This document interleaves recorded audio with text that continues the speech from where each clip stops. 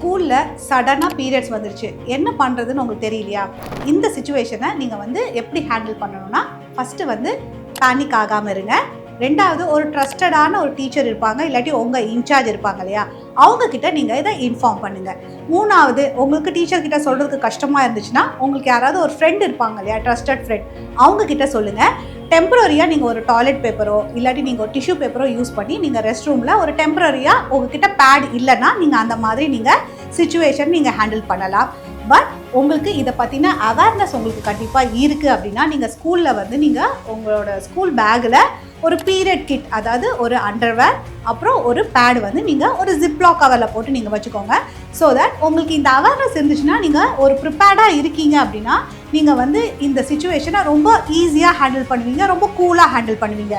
So இதெல்லாம் ஒரு நார்மலாக நடக்கக்கூடியது தான். ஸோ இதுக்காக நீங்கள் வந்து ரொம்ப பேனிக் ஆக வேண்டாம், நீங்கள் ரொம்ப டென்ஷன் ஆக வேண்டாம். ஸோ நீங்கள் கூலாக ஹேண்டில் பண்ணுங்கள். நம்மளுக்கு தேவை ரெண்டே விஷயம், ஒன்று இதை பற்றின அவேர்னஸ், இன்னொன்று பீரியட் கிட்.